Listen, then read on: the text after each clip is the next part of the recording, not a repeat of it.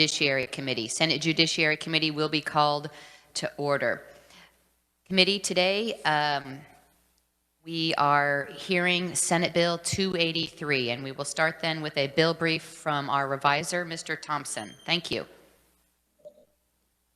Thank you, Madam Chair, and good afternoon, committee. This is Jason Thompson with the Office of Reviser of Statutes. You have the bill brief in front of you. Briefly, Senate Bill 283 changes the business liability provision in the COVID-19 Response and Reopening for Business Liability Protection Act. That act is codified at KSA 60-5501 and SEC. Section 1 of the bill amends 60-5504. As amended, of course, by Senate Bill 14 earlier this session. That's the statute that provides immunity from liability in a civil action for a COVID-19 claim for a person or an agent of such person conducting business in this state if such person was acting pursuant to and in substantial compliance with public health directives applicable to the activity giving rise to the cause of action when the cause of action accrued. The section is set to expire after the extension that made in January on March 31st of 2021, so here in just a little while. But the bill removes the sunset provision so that it would continue into the future. Section 2 then amends the final section of the COVID-19 Response and Reopening for Business Liability Protection Act, KSA 60-5508. That's the applicability provision. And under that current law in subsection A, 60-5504 applies retroactively to any cause of action accruing on or after March 12th of 2020, when the emergency we're currently under was declared. The bill moves that section 60-5504 to subsection B, which makes the provisions apply retroactively to the cause of action accruing after that date and also prior to termination of the state of disaster emergency. So there would be a window of March 12th through the end of the disaster declaration rather than March 12th through the expiration date of the statute as provided under current law. And of course, this would take effect upon publication in the Kansas Register. I'll stand for any questions. Thank you, Mr. Thompson. Committee, questions for the reviser. Senator Haley. Thank you, Madam Chair, and thank you, Mr. Thompson, for the review. I'm just curious how this got here. We've been, of course, undertaking the other KEMA bill, emergency management bill. So are there any provisions that may overlap that's in the other bill that we've already worked in committee that this may have, that 283 may have undertaken, and kind of how we got here to have this separate measure? How did we miss all this much in KEMA, in the original bill? Or is there something in the original bill that may have overlapped this? Mr. Thompson, would you be able to reply? Thank you, Madam Chair. I can reply in part, and then I think it might be up to the chairperson to reply a little more fully. I can tell you that nothing in this bill is in substitute for Senate Bill 273. They are distinct and separate. There is no overlap. But how we got to this separate bill, I'll have to leave to the chairperson or someone else to explain. Thank you, Mr. Thompson. And I guess I'll reserve that question, Madam Chair, at some point that may be best for you to help me to better appreciate. Sure, thank you. If you're reserving the question, then we'll address it at that time. Any other questions for the reviser? Seeing none, then we will hear from our proponent conferee, Mr. Eric Stafford with the Kansas Chamber of Commerce. Please introduce yourself and welcome again to committee. Absolutely. Good afternoon, Madam Chair and members of the committee. My name is Eric Stafford with the Kansas Chamber of Commerce, here to testify in support of Senate Bill 283. Sorry. I think you said proponent. There's not a plural there. No, anyway, good opportunity for us to be here today. Thank you for listening to our testimony in support of this bill. Essentially, this is just a follow-up to Senate Bill 14 that the legislature passed and governor approved in January, early in the session, to deal with the deadlines that we were facing on the premise liability provisions for the business community that were passed last summer in House Bill 2006. Those were extended till January 26th of this year, and then March 31st through Senate Bill 14, another extension there. So what Senate Bill 283 does is take that premise liability protection, and I will say that I had a little panic moment in the House after Senate Bill 14 passed that, oh my gosh, where's our product liability protection? After further investigation, the product liability provisions that were passed in House Bill 2006 did not have a date certain to where those expired like the premise liability provision does. So those are already taken care of, not needing to be addressed, like Section 1 of the bill here. And then this bill just extends it until the end of the emergency declaration, which is acceptable for us. Obviously, our first preference is that if COVID never goes away, we would prefer that the liability protection never goes away as long as those businesses are doing their due diligence. But I think in an effort to strike compromise with everybody, that at the end of the emergency declaration is our next best option. So we do appreciate this bill being introduced, and for a quick hearing and turnaround as we get close to the March 31 deadline, especially since you guys will be out part of next week. So that is what essentially this bill accomplishes. Happy to answer any questions that you all might have. So thank you. Thank you. Committee, there are no other proponent conferees. We do have proponent written testimony from Hillary Segura from the American Property Casualty Insurance Association. And I will then, before we turn it to member questions for our conferee, ask, do we have any other proponent conferees in the committee meeting room or on WebEx? Seeing and hearing none then. Committee, any questions for our proponent conferee? Senator Thompson. Thank you, Madam Chair. Thank you, Eric. How far is there any foreseeable end to I guess there's no statute of limitation, I guess what I'm trying to say. On civil litigation, somebody could go out 4, 5, 6 years and say, hey, I'm having adverse reaction from something where I caught it in a business. I'm just trying to see if there should be some future sunset date out in the future, or do we just let this go indefinitely? Yeah, I know we've had some conversations with folks about that. I mean, and when we had conversations last summer with the governor's office on this, that was kind of our initial hope, is that, you know, if it's not going away, the risk to businesses never goes away. And again, it's like, where's the language in the bill? Act pursuant to and in substantial compliance with public health directives applicable to the activity giving rise to the cause of action when the cause of action accrued. So, you know, as long as businesses are doing their due diligence, you know, it's same as any other tort reform effort that we've pursued. You know, we're trying to not protect the bad actors, but protect the good actors. We feel this bill accomplishes that, but like I said, in order to strike a compromise, they understood the product liability. You know, something could be made back in, you know, if you were manufacturing automobiles and then all of a sudden you started making ventilators, that ventilator is still going to be out there 3, 4, 5 years from now. Premise liability, I think they viewed that a little bit differently and put the limited time frame in there. I would say, you know, in June when it was first passed, we thought that, well, this will be over by the 2021 session, right? Won't it? You know, here we are. But I feel like there's growing optimism in recent weeks, especially as cases drop across the country.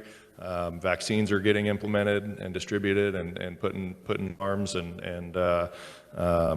so who knows? I mean, it's a virus, and everybody's having to adjust and adapt. But I also, you know, seeing University of Alabama is planning to have full attendance at their football games in the fall. It's like, you know, I hate the SEC, but God bless them for leading the charge to normalcy. But yeah, you know, it's the unknown. And so again, you know, I think we prefer better options than the into the emergency declaration, but at the same time, I mean, if the governor lifts the emergency declaration, then, or the legislature, I know through the chemo reform, there's that option too, but the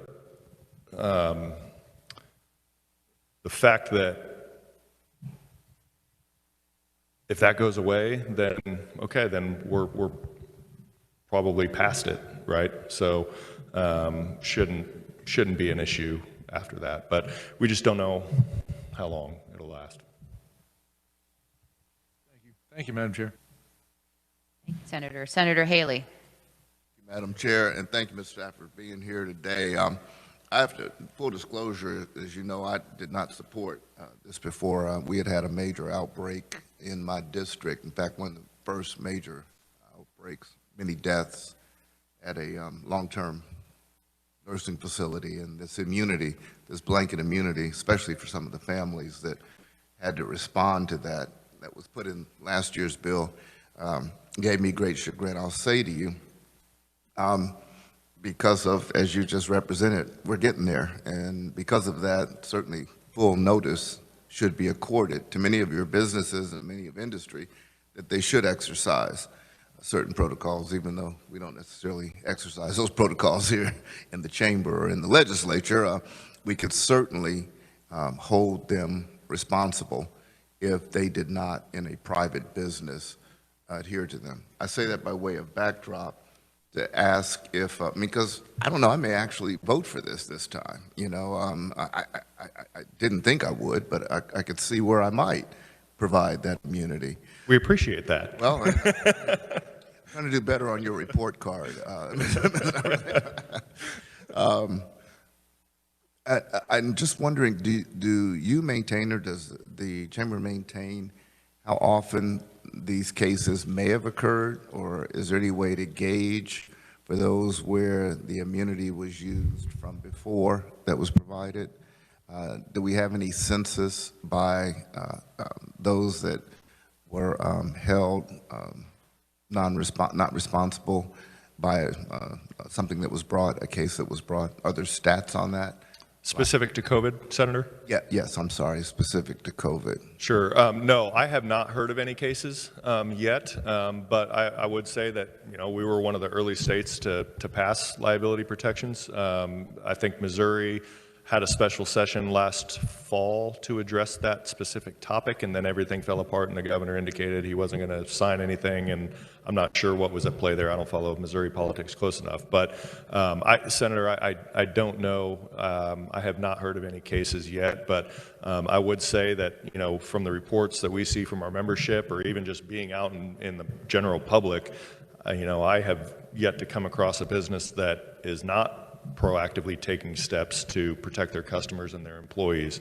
So, you know, whether it's the restaurant and hospitality industry, or, you know, our corporate members, you know, say corporate, I'm not talking, you know, large company, I'm just talking, you know, more service-oriented, professional service-oriented type of membership. They're just starting to get back into the office atmosphere. We still have some that are still work from home until spring or summer. So they're still living under a normal life cycle. But no, I don't have any statistics. I can dig around, or I might reach out to the Bar Association, talk to Joe, and see if he's heard of anything. Well, Madam Chair, you know, because I'm good with this, if, as this says, if such person were acting pursuant to an insubstantial compliance with public health directives applicable to the activity giving rise to the cause of action. You know, it's the whole substantial compliance. If there's a good faith effort, and, you know, that they would be held. I'm especially since those are well publicized now, we can all recite what those public health directives are. Everyone should be able to, so. Yeah, well, and Senator, and I'd follow up with an earlier statement too. I meant to hit on when you said that there is blanket immunity provided, and, you know, I would just probably disagree with that, because the language that's in here is what passed last year, and substantial compliance. Not being an attorney, I can't tell you what the standard was we were aiming for before, but substantial compliance is less than what we were aiming for before that was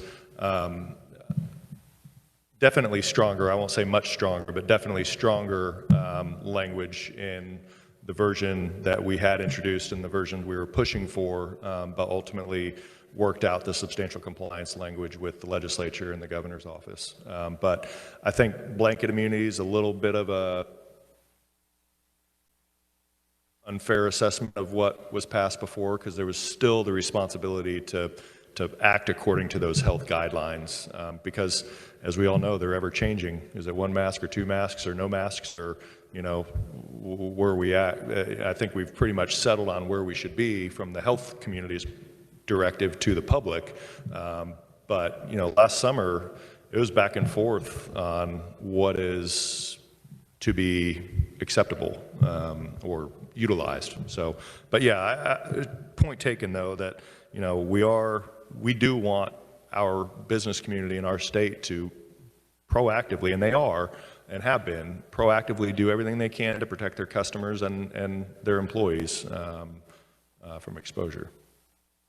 Finally, Madam Chair, well, thank you. I agree. And again, I probably won't support this on the floor, but I do want you to know we're getting a lot closer to what society knows to be those public health directives and how they're employed and where they're employed. And I do appreciate the fact that there seems to be a cohesive working together in society to do that. I tried to get gas the other day and I didn't have my mask and they wouldn't let, this is a little strong. Anyway, so that being the case, you know, I had to go back to the car and get the mask and everything. Can I wear my shirt? But anyway, we are as a society working together, certainly outside this building, to meet the substantial compliance with the public health directives. And now this doesn't apply to public. Will this apply to public buildings? Of course it doesn't. This is only for private industry, correct? So the public building, a governmental building, can still decide to or not to, and that's beyond the scope of your testimony. So It is. Let me confirm. I can ask that question later if you don't wish to respond. I think that would be a question for the reviser. It would. So thank you for your willingness to, Eric. I mean, Mr. Stafford, all the same. And Sure, appreciate your absolutely, responses, Senator. Madam Chair. Committee, other questions for the conferee? Seeing none then. This is essentially what we did in Senate Bill 14 earlier this year, and with House Bill 2016 in the special session last June. Is that right? Yes, Madam Chair. Okay, great. Thank you. Just a moment, committee.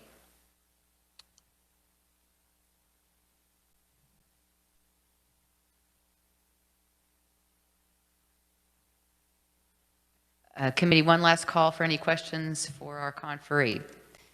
Seeing none then, we will ask for any neutral conferees. Are there any neutral conferees in the committee meeting room or on WebEx? Seeing none, are there any opponent conferees in the committee meeting room or on WebEx? Seeing none, then committee, with that, we will close the hearing on Senate Bill 283. Senator Haley. Thank you, Madam Chair. Just wondering how notice was afforded for the hearing on this. Was that, I haven't been checking the schedule recently, but how long ago it may have been posted that there would be a hearing on 283, when that was? I missed it, but. Sure, thank you, Senator Haley. It was posted yesterday when the bill was referred to committee, and we announced it on the Senate floor yesterday, and we announced it again this morning on the Senate floor. So as we're in session, things do get noticed in a timely way. We want to make sure that happens, and we did provide public notice of it. But 24 hours or so, would you say it's been a day? I think it's been about 24 hours, if I'm correct on that. Right. The announcement was made yesterday at, I can't recall what time it was. It was probably around 3 or 4 yesterday afternoon. So it's potentially possible that those that may have wanted to bring proponent, neutral, or opponent testimony may not have been able to respond in a timely fashion. That's possible. Thank you, Madam Chair. Thank you. Yes, Senator Baumgardner. Thank you, Madam Chair. So in that vein, groups that had been carved out, so nursing homes and so forth, continue to be carved out. Thank you, Senator. That would be a question for the reviser.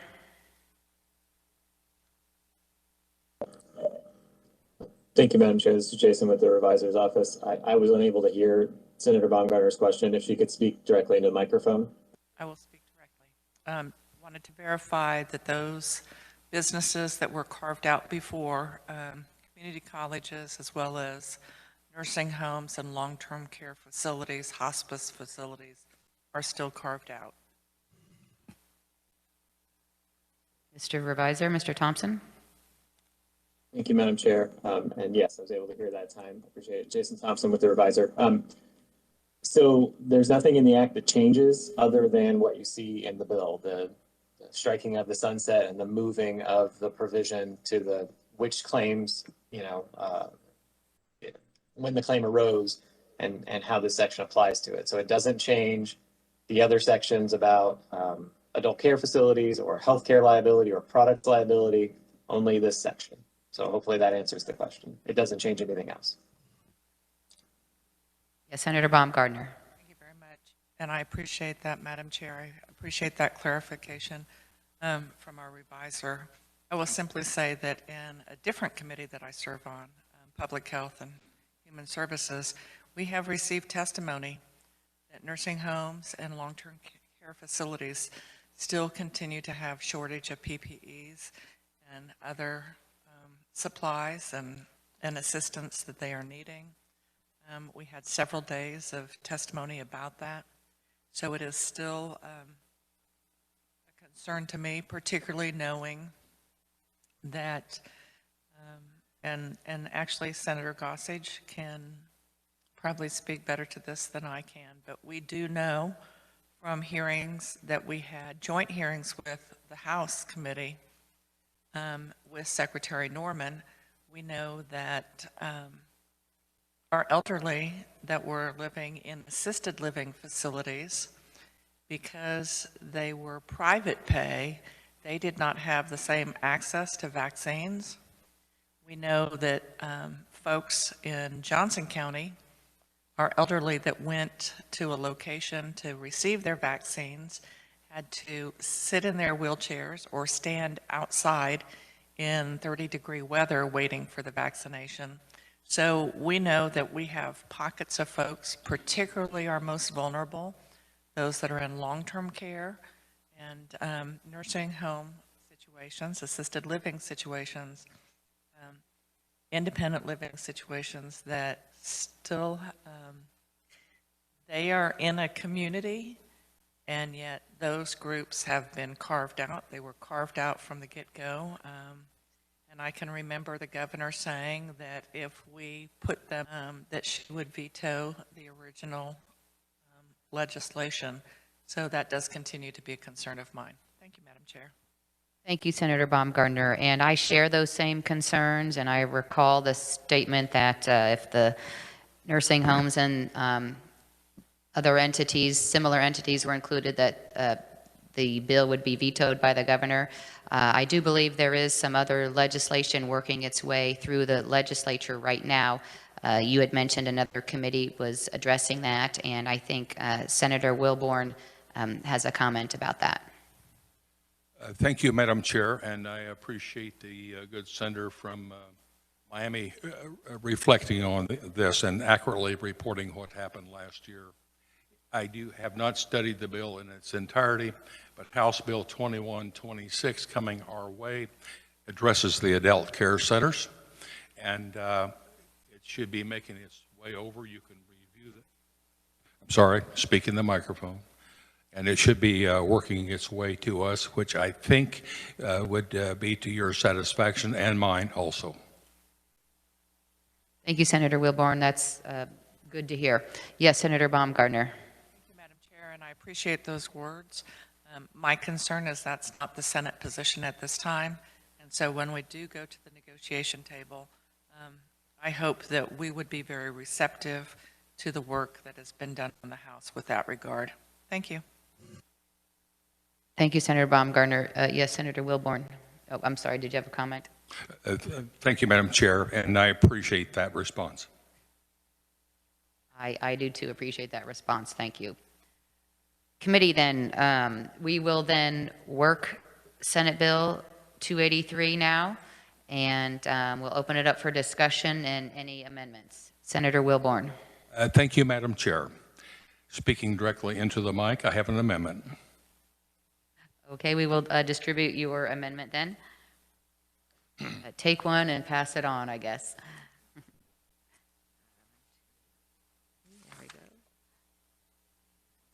Thank you.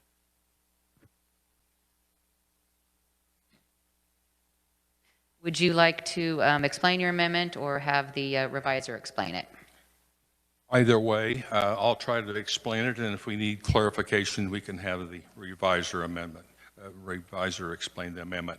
Basically, what this does, the Senate Bill 283 struck the line 19. The provisions of this section shall expire on March 31st, 2021. That, of course, coincides with the date of the Emergency Management Act, or excuse me, the declaration. This moves, reinserts until March 31st, 2022 to provide some clarity. In no way insinuates that the declaration should be extended to that point, but it does provide some palatable input as to a date and certain on this legislation. Going to line 2, of course, it uses the word extending. Line 4 inserts the words March 31st, 2022, and strikes those lines that are reflective of that termination. Going to line 13, it just repaginates the number. Lines 19 strikes the line 19 and inserts the provisions of this section shall expire on March 31st, 2022, and obviously needs to inserts the word is on line 30.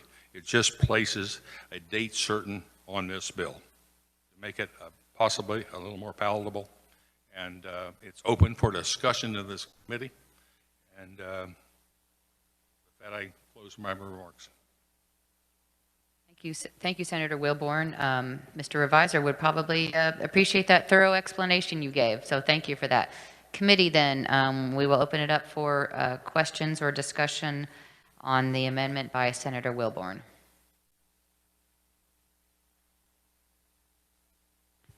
Seeing none then, would you like to make a motion regarding your amendment? Thank you, Madam Chair. I move my amendment.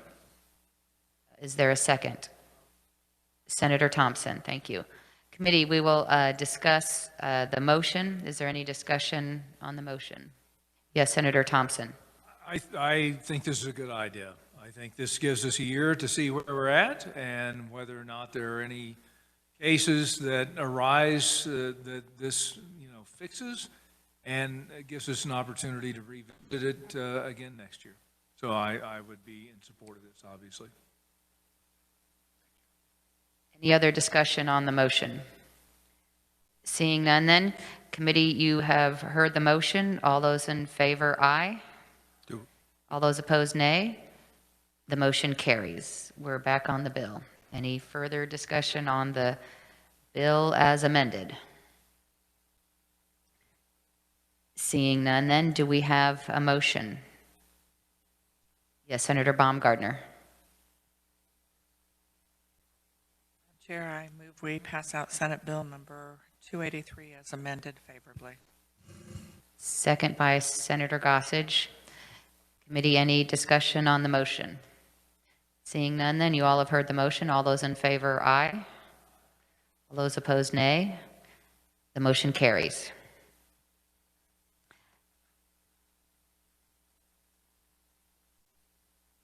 Thank you, committee, for working over the lunch hour, and